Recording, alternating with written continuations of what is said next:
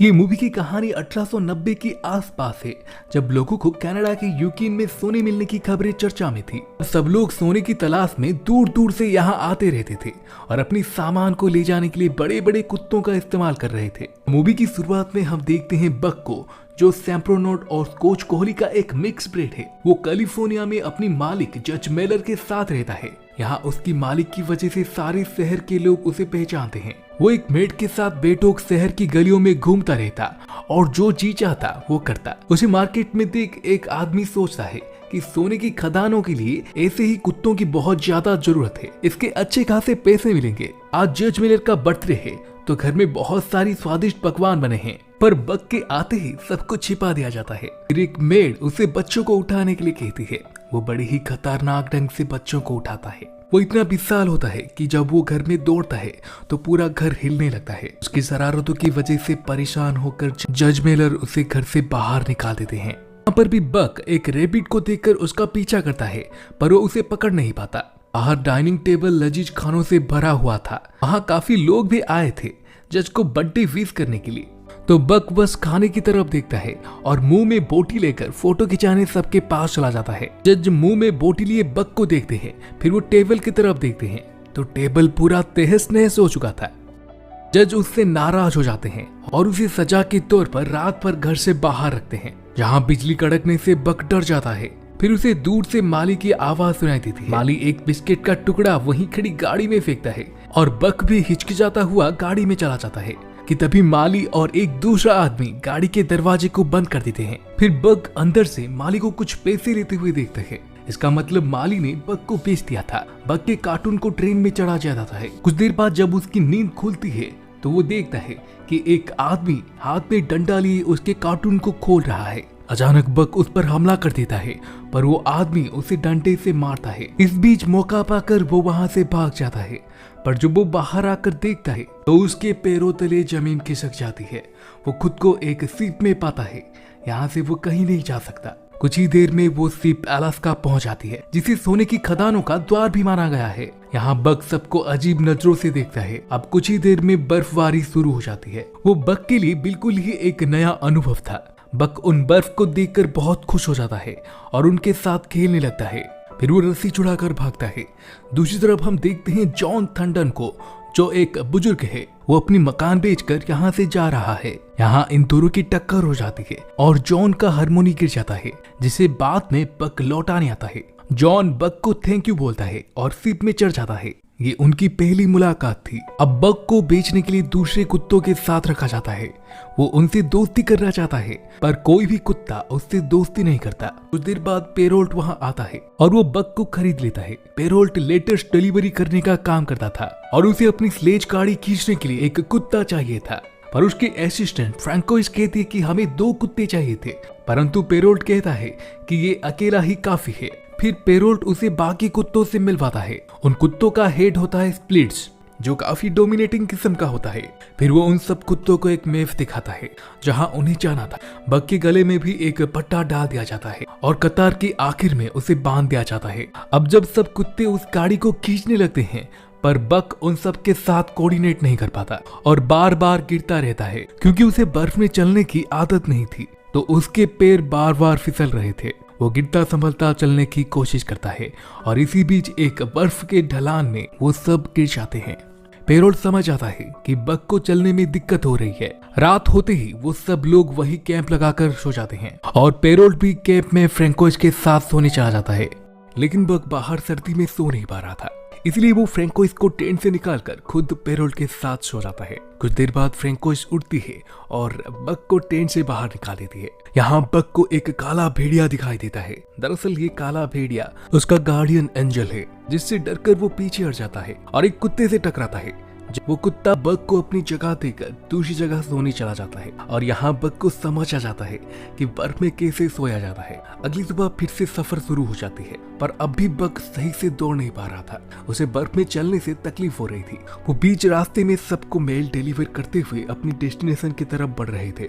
रात होती है, फिर कैंप लगता है। सब कुत्तों को खाने में फिश मिलती है। यहाँ एक कुत्ते की फिश स्प्लिट्स जबरदस्ती छीन लेता है। बग सब देखता है और अपनी फिश उसे दे देता है। सभी कुत्ते उसे बड़ी हैरानी से देखते हैं। खैर, ये सब मुश्किलों का सामना करते हुए आगे बढ़ रहे थे और एक सीन में स्प्लिट पानी पी रहा है। अब दूसरे कुत्ते भी वहां से पानी पीने आते हैं, पर स्प्लिट्स उन्हें पानी पीने नहीं देता और वहां से भगा देता है। बाकी कुत्ते भी प्यासे हैं, पर डरते हुए कोई भी आगे नहीं बढ़ रहा है। ये देख बग दूसरी जगह से बर्फ तोड़ देता है, वहां पानी आती है और सब कुत्ते खुश होकर पानी पीने लगते हैं। स्प्लिट्स को ये सब बिल्कुल भी पसंद नहीं आता और वो उन सबको गुस्से से घुर्राता है। अब हम देखते हैं कि बग बर्फ में दौड़ना सीख चुका है। अब वो बड़ी तेजी से मेल डिलीवर करते हैं। यहाँ एक सीन में फ्रैंकोइज बर्फ चेक कर रही थी, पर अचानक बर्फ का एक लेयर टूट जाता है और फ्रैंकोइज पानी में गिर जाती है। ये देखते हुए पैरोट उसे बचाने के लिए जाता है और जाते वक्त बग को अपने साथ आने के लिए मना करता है, पर बग फिर भी फ्रैंकोइज को बचाने के लिए वहां पर चला जाता है। बग तेजी से दौड़ता हुआ जाता है और अपनी जान को जोखिम में डालते हुए फ्रैंकोइज को पानी से अपने ऊपर लांद कर बाहर निकाल लेता है। फ्रैंकोइज को बचाते वक्त बग पानी में बहकर चला जाता है और ये देखकर पेरोल्ट बहुत ही परेशान हो जाता है और एक छोटे सी चाकू की मदद से बर्फ की फर्श को तोड़ने लगता है। पर तभी वो उसकी साइड में एक बहुत मोटा लकड़ी को देखता है और उस लकड़ी से बर्फ को तोड़ने लग जाता है। इस बीच वो नोटिस करता है कि वो लकड़ी देने वाला और कोई नहीं बल्कि वो बग है। वो बग को देखकर बहुत खुश हो जाता है। दोस्तों, मैं यहाँ पर आपको बताना चाहता हूँ कि इस दुनिया में कुत्ता ही एक ऐसा जानवर है जो बहुत ही ट्रस्टवर्दी है, जो अपने मालिक के लिए कुछ भी कर सकता है। यहाँ तक कि कुत्ते अपनी मालिक के लिए जान तक देने से पीछे नहीं हटेंगे। तो नीचे कमेंट में बताना आप सब में से किस किस के पास पेट डॉग है और फ्यूचर में कौन कौन पेट डॉग्स रखना चाहेंगे।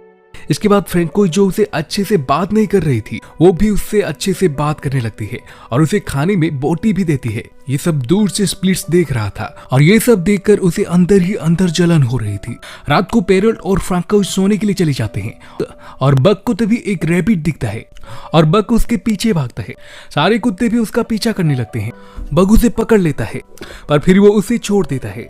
शायद इसी तरीके से बग रैबिट के साथ खेला करता था और तभी स्प्लिट्स भी वहां पर आता है और बड़े ही बेरहमी से उस रैबिट को मार गिराता है। फिर वो बग के ऊपर भी हमला करता है और उसे बहुत मारता है, जिससे बग बेहोश हो जाता है। पर बाकी कुत्ते उसे मोटिवेट करते हैं, जिसे देख स्प्लिट्स उन्हें मारने के लिए आता है। पर तब तक बग को होश आ जाता है और यहाँ बग को फिर से काला भेड़िया नजर आता है। बग अब स्प्लिट्स के साथ लड़ाई करता है और उसकी गर्दन को जोर से पकड़कर नीचे पटक देता है। अब स्प्लिट्स अपनी हार स्वीकार करके वहां से चला जाता है। सुबह पेरोल्ट स्प्लिट्स को आवाज लगाता है पर वो कहीं नहीं होता। अब स्प्लिट्स मजबूरन बग को अपना लीड डॉग बनाता है।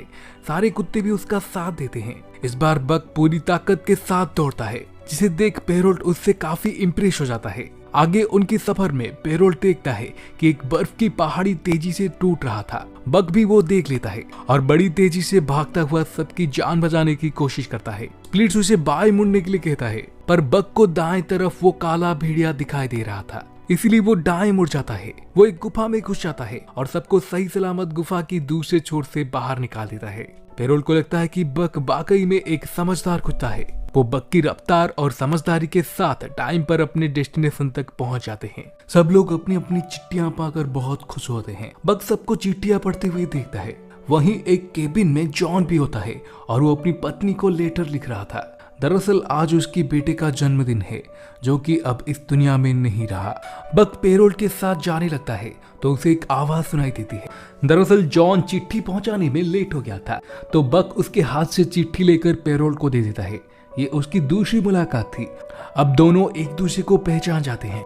अब कुछ दिन बाद जब वो गाड़ी लेकर वापस आता है तो पेरोल्ट को एक सरकारी चिट्ठी मिलती है, जिसमें लिखा गया था कि सब कुत्तों को बेचकर क्यूबा वापस आ जाओ, क्योंकि टेलीग्राम सर्विस शुरू होने की वजह से अब लेटेस्ट डिलीवरी बंद होने जा रहे थे। हालांकि पेरोल्ट ऐसा करना नहीं चाहता, बट ना चाहते हुए भी उसे सारे कुत्तों को बेचना पड़ता है।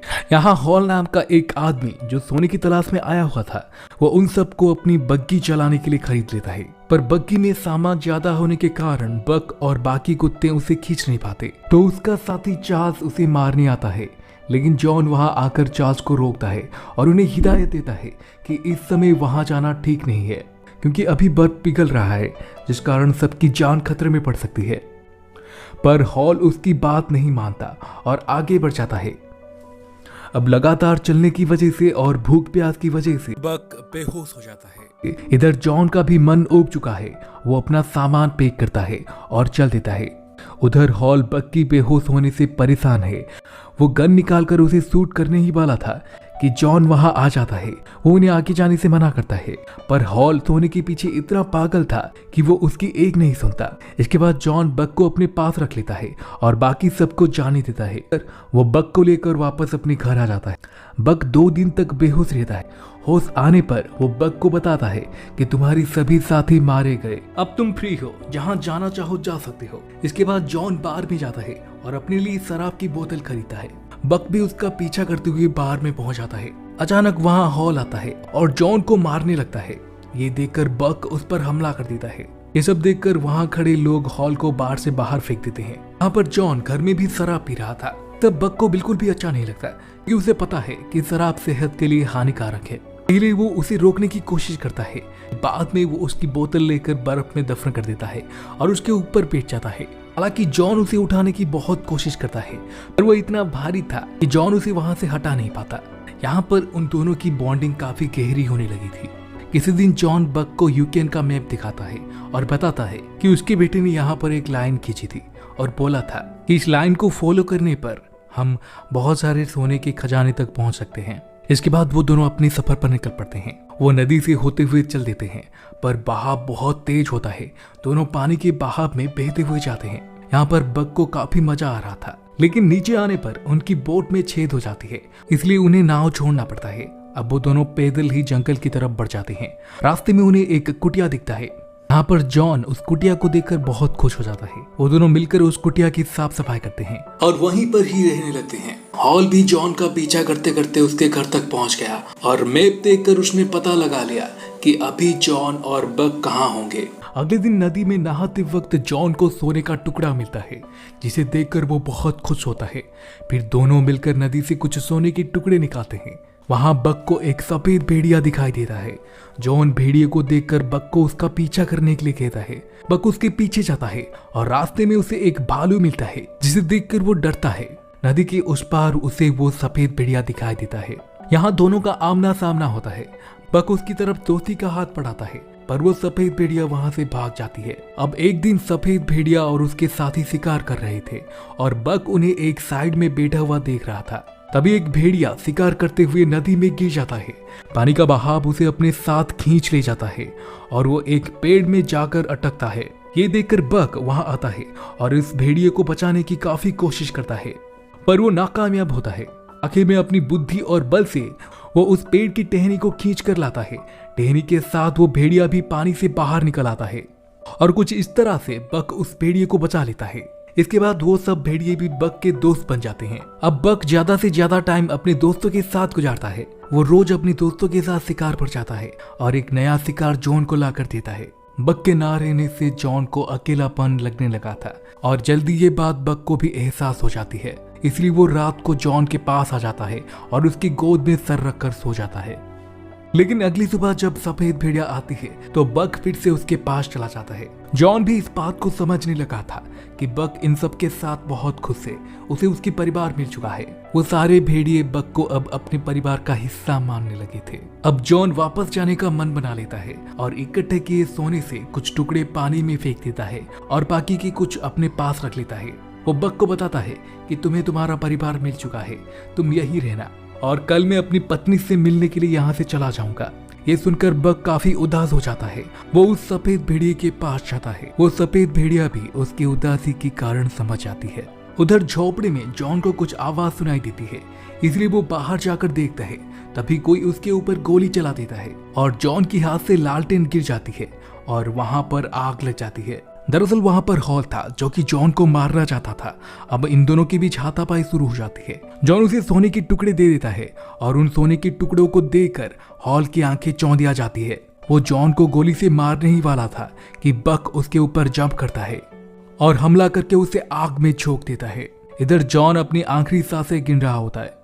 वो मरते हुए बक को बताता है कि तुम्हें तुम्हारी परिवार मिल चुका है, अब तुम यहाँ पर खुशी से रहना। अब बक उस सफेद भेड़िए के साथ रहता है जो कि एक फीमेल भेड़िया है। उन दोनों की अब काफी सारे बच्चे भी हैं और वो अपनी झुंड का लीडर बन चुका है। अब वो भालू और बाकी जानवरों को देखकर डरा नहीं करता। कि जंगल ही अब उसका परिवार है और शायद डेस्टिनी भी उसे यहाँ लाना चाहती थी। बक अब अपनी परिवार के साथ इस जंगल के साथ खुश है और इसी के साथ ये कहानी यहीं पर खत्म हो जाती है।